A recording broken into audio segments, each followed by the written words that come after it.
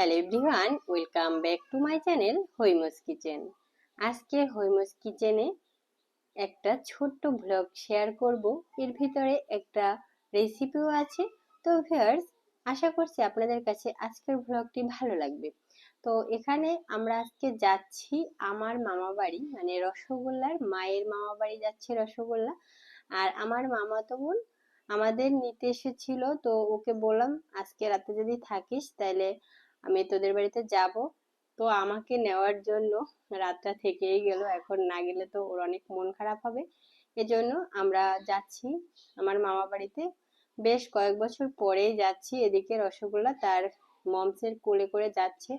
ও বেশ খুশি এবং খুব সকাল সকাল আমরা রওনা দিয়েছিলাম। তারপরও অনেকটাই রোদ, আর আমার মামা বাড়ি কিন্তু অনেক দূরে না, একেবারেই কাছে। একটা সময় ছিল আমার মামা বাড়ি একটা খালের এপারে ছিল আমাদের বাড়ি, আর ওপারে ছিল মামা বাড়ি। এরপরে আমরা নতুন একটা বাড়ি করেছি, সেখানে চলে এসেছি। তো এখনো বেশ যে দূরে তা না, 15 থেকে 20 মিনিটের মতো সময় লাগে হেঁটে যেতে। তো আমরা যাচ্ছি, এই যে দেখুন আশেপাশে গাছপালা, তারপরও রোদের একটা তাপ তো আছেই। তো যাওয়ার পথে রসগোল্লার ছোট দাদুর সাথে দেখা হয়ে গেল। ছোট দাদু বলতেছিল যে এই রোদে তুমি কোথায় যাচ্ছ, আসো তোমাকে একটু আদর করে দেই। সে আবার ছোট দাদুর আদর খাচ্ছে, সাথে আবার ছোট দাদু তাকে আবার একটা কমলা হাতে ধরিয়ে দিয়েছে। তো আমরা ব্রিজের কাছে চলে এসেছি। এই যে দেখুন, এইটা আমাদের এই এখানেই ছিল বাড়িটা প্রথমে, এখান থেকে তারপর আমরা নতুন বাড়ি করেছি। তো এই ব্রিজটা নতুন করেছে। তো ব্রিজের এপারে এসে আমরা ভ্যান নিয়েছি, আর এখান থেকে টুকটাক কিছু কেনাকাটা করে নিয়ে যাচ্ছি। কারণ যাওয়ার পথটা অনেক বেশি দূরে না, তাই আশেপাশে এরকম গ্রোসারির দোকান ছাড়া অন্য কোনো দোকানও নেই। তাই টুকটাক বাচ্চাদের জন্য যা দরকার সেগুলো নিয়ে নিলাম। এরপরে আমরা ভ্যানে করে মামা বাড়ি যাচ্ছি। এখান থেকে হেঁটে গেলে 10 মিনিটের মতো লাগেও না, তারপরেও শুদ্ধ আছে যেহেতু, তাই ওকে নিয়ে আর হাঁটতে চাচ্ছিলাম না, এই জন্য একটা ভ্যানে করে যাচ্ছি। 5 টাকার মতো লাগে ভ্যান ভাড়া, এরকম এতটাই কাছে। তো পাশে যে নদীটা দেখতে পাচ্ছেন, এটা নদী না, যদিও খাল। এই খালটারই এপার ওপার মামা বাড়ি ছিল, একেবারে সোজাসুজি। একপারে আমার বাড়ি আর একপারে আমার মামা বাড়ি ছিল। তো আমি দেখাচ্ছি, এই যে দেখুন আহ আশেপাশে অনেক গাছ। তো কাছাকাছি কিন্তু চলে এসেছি এর মধ্যে। আমি কিন্তু একটু ভিডিও ক্লিপ কাটিনি, তাহলে বুঝুন যে এটা কতটা কাছে। তো এদিকে আমরা মামা বাড়ি ঢুকেও পড়েছি। এই মামার ঘরের পাশে একেবারে এসে ভ্যানটা থামলো। যে খালটা দেখাচ্ছিলাম, ওই খালটার সোজাসুজি একেবারে উপারেই আমাদের বাড়ি ছিল। আর এই সোজাসুজি এপারে আমার মামা বাড়ি। কতটা কাছে ছিল বুঝুন তাহলে। তো এই যে আমার দাদু দিদার সমাধি এখানে, তো একটু প্রণাম করে নিচ্ছি। এরপরে মামার ঘরে ঢুকে গেলাম। আমার 5 জন মামা। তো মামা বাড়ি আসলে এ ঘর ও ঘর করতে করতে সময় চলে যায়। আর এরা আসলে অনেক খুশি হয়, কিন্তু আসতে পারি না সময়ের অভাবে। এদিকে রসগোল্লা এসেই তার সুন্দরী দিদাদের সাথে মাটিতে নেমে গেছে খেলার জন্য। সে তো আরো ছোট ছোট অনেক ভাইয়ের ছেলে মেয়ে আছে, মামাতো ভাই বোনেরাও ছোট ছোট আছে, ওদের সাথে মানে একসাথে পেয়ে খুব খুশি হয়ে গেছে। এদিকে আমার মামা বাড়ি হচ্ছে অনেক বড় একটা বাড়ি, কেন্দ্রীয় একটা মন্দির আছে দেখুন বাড়িতেই। সব ফ্যামিলি মিলে এখানে বড় একটা মন্দির আছে, আর সাথে আবার সমাধি করা আছে। এই যে দেখুন কতটা বড় বাড়ি।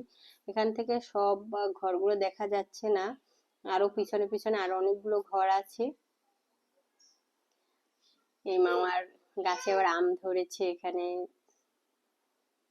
পাশে একটা অরিগানো গাছ, অনেক বিশাল একটা গাছ।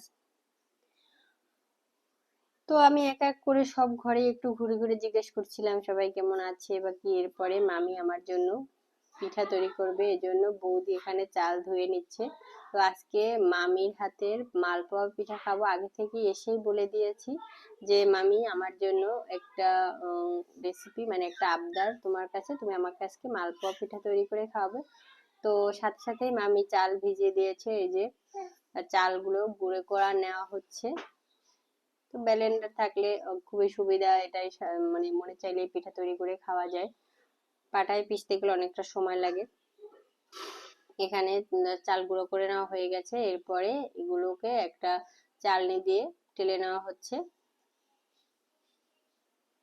তো ভ্লগের ভিতরেই আপনাদের সাথে মালপোয়া পিঠার রেসিপিও শেয়ার করছি। যারা এই পিঠাটা তৈরি করতে এক্সপার্ট না, তারা এই রেসিপি ফলো করলে আশা করছি খুব সুন্দর মালপোয়া পিঠা তৈরি করে নিতে পারবেন। তো এখানে মামি নারকেল ফাটিয়ে নিচ্ছে। আমার মামির হাতের মালপোয়া পিঠাটা খুব সুন্দর হয়, এজন্যই আমি তাকে এসে বলেছি যে রান্না বান্নার পরে আমার জন্য এই পিঠাটা তৈরি করে দাও। আর এখানে নারকেলগুলোকে, যে নারকেলের ভিতরে যে জলটা থাকে সেটা বের করে নেওয়া হচ্ছে। তো চালের গুঁড়াটা রেডি হয়ে গেছে। এই ফাঁকে আমরা এখানে নারকেলটাকে কুড়িয়ে নেওয়া হচ্ছে। মা এখানে নারকেল কুড়িয়ে দিচ্ছে। মা, আমি আর শুদ্ধ তিনজনে আজকে বেড়াতে এসেছি। তো নারকেল করানোর পরে এই নারকেল থেকে আপনার দুধ বের করে নিতে হবে। আর এখানে ময়দা দিয়ে দেওয়া হচ্ছে চালের গুঁড়োর মধ্যে। যতটা ময়দা নেওয়া হয়েছে তার অর্ধেকটা, তার ডাবল পরিমাণে চালের গুঁড়া, মানে চালের গুঁড়ার অর্ধেক পরিমাণে ময়দা মিক্সড করে নেওয়া হয়েছে। আমি যেহেতু হুট করে এসে এই পিঠা খেতে চেয়েছি, তাই ঘরে দুধ ছিল না। এখানে এই পিঠাটায় দুধ ব্যবহার করলে সেটা কিন্তু আরো বেশি মজা লাগে। আর এখানে দিয়ে দেওয়া হচ্ছে চিনি। দুধ ছিল না বলে এখানে নারকেলের দুধ ব্যবহার করা হবে। তো চিনি, ময়দা আর চালের গুঁড়াটা খুব ভালোভাবে মিক্সড করে নিতে হবে। এই কাজটি অবশ্যই ধৈর্য নিয়ে করতে হবে। এখানে স্বাদ মতো লবণ দিয়ে নিতে হবে। আর সবগুলো উপকরণ জল দেওয়ার আগে ভালোভাবে মিক্সড করে নিতে হবে। এরপরে এখানে নারকেলের থেকে দুধ বের করে সেটা দিয়ে দেওয়া হচ্ছে। এই পর্যায়ে আপনার গরুর দুধ ব্যবহার করলে এই পর্যায়ে ব্যবহার করতে হবে। তারপরে এখানে দিয়ে দেওয়া হলো পর্যাপ্ত পরিমাণে জলটা দেওয়ার পরে আবারও এগুলোকে ভালোভাবে মেখে নিতে হবে। এখানে অনেক বেশি জল একবারে দেওয়া যাবে না, অল্প অল্প করে জল দিয়ে প্রথমে মাখিয়ে নিতে হবে। এই ব্যাটারটা যতটা সময় নিয়ে মাখাবেন দেখবেন পিঠাগুলো ততটাই সুন্দর হবে। তো ব্যাটারটাকে এভাবে হাত দিয়ে কষলে কষলে খুব ভালোভাবে প্রথমে মাখিয়ে নিতে হবে। তো মাখাতে মাখাতে দেখুন কতটা সুন্দর হয়েছে। এখানে কিন্তু অল্প জল দিয়ে এই পর্যায়ে নিয়ে আসা হয়েছে। এরপরে আরো অল্প কিছু জল দিয়ে দেওয়া হবে। প্রথমে যদিও বেশি পরিমাণে জল দিয়ে ফেলেন তাহলে ব্যাটারটা পাতলা হয়ে যেতে পারে, যেটা দিয়ে পিঠা আর তৈরি করা যাবে না। আর এই পিঠার ব্যাটারটা একেবারে পাতলাও না, আবার একেবারে ঘনও হবে না, মিডিয়াম আকারের একটা ব্যাটার তৈরি করে নিতে হবে। আর ব্যাটারটা তৈরি করে যতটা সময় নিয়ে এটাকে রেখে দিতে পারবেন পিঠাটা কিন্তু ততটা সুন্দর ফুলবে। তো এই পর্যায়ে এখানে নারকেল কোড়াটা একটু ব্লেন্ড করে নিয়ে এখানে দিয়ে দেওয়া হলো। চাইলে এখানে নারকেল কোড়াটা ব্লেন্ড না করে দেওয়া যাবে। তো সবটুকু নারকেলে এখানে দিয়ে দেওয়া হলো। তো নারকেলটা দিয়ে আবারও ব্যাটারের সাথে নারকেলগুলোকে খুব ভালোভাবে মিক্সড করে নিতে হবে। তো আমাদের ব্যাটার তৈরি হয়ে গেছে। দেখুন এটা একেবারে ঘনও না আবার একেবারে পাতলাও না, ঠিক সেরকম পর্যায়ের একটা ব্যাটার তৈরি হয়েছে। তো এখন আমরা এটাকে আধা ঘন্টার মতো রেস্টে রেখে দিব। আর যদি হাতে সময় থাকে 2 ঘন্টা 2.5 ঘন্টা যদি রেস্টে রেখে দিতে পারেন তাহলেও দেখবেন পিঠাগুলো অনেক সুন্দর ফুলবে। তো আধা ঘন্টা পরে ফিরে এসেছি। চুলায় কড়াই বসিয়ে দিয়ে এখানে তেল দিয়ে দেওয়া হলো। তেলটা ভালো মতো গরম হয়েছে কিনা সেটা চেক করার জন্য অল্প একটু ব্যাটার তেলের ভিতরে ছেড়ে দিবেন। যখন দেখবেন সাথে সাথেই ব্যাটারটা উপরে উঠে আসছে তখন বুঝবেন আপনার তেলটা ঠিক মতো গরম হয়েছে। এরপরে অল্প অল্প করে ব্যাটার তেলের মধ্যে দিয়ে দেওয়া হয়েছে। আর যদি আপনার ব্যাটার পারফেক্ট হয় তাহলে দেখবেন পিঠাটা সাথে সাথেই ফুলে উঠবে, মানে তেলের উপরে ভেসে উঠবে। তো পিঠাগুলো দেখুন একেবারে দেওয়ার সাথে সাথে ফুলে উঠতেছে। আর একটা কাঠি, এভাবে সূচালো একটা কাঠি নিয়ে আপনার পিঠাগুলোকে অল্প অল্প করে ছিদ্র করে দিলে পিঠাটার ভিতরেও খুব সুন্দরভাবে সিদ্ধ হবে। তো পিঠাগুলোকে এভাবে অল্প অল্প করে ছিদ্র করে নিয়ে নেওয়া হলো। অন্যদিকে অন্য এক মামি সে মাংস রান্না করেছে, ঢেঁড়স ভাজি, বেগুন ভাজি, তারপরে আরো মাছ কি কি জানি রান্না করতেছিল। তো সবাই খাওয়া দাওয়ার জন্য এত প্রেসার দেয় যে মানে কোন ঘরে রেখে কোন ঘরে খাবো সেটা নিয়ে কনফিউজ থাকে। এভাবে করে সবগুলো পিঠাই ভেজানো হচ্ছে। মামা বাড়িতে বসে তো পিঠা খেয়েছি, তারপর আবার সাথে করে নিয়েও এসেছি। তো সব পিঠাগুলোই ভেজে নেওয়া হচ্ছে। তারপরে আমরা একেবারে সবাই মিলে খাওয়া দাওয়া করে তারপরে বাড়িতে চলে এসেছি।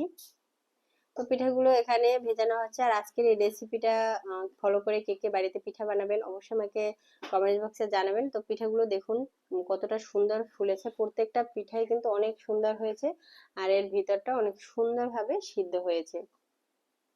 পিঠাগুলো যদি আরো কিছুটা সময় আমরা রেখে দিতে পারতাম মানে ব্যাটারটা, তাহলে এই পিঠাগুলো আরো বেশি সুন্দর হতো। তো ভিউয়ার্স, আজকের ব্লগটি অনেক বেশি লং করব না, যেহেতু বেশ গরম আবার শুদ্ধ আছে, তাই ছোট ছোট যতটুকু ভিডিও করতে পেরেছি তাই আপনাদের সাথে শেয়ার করলাম।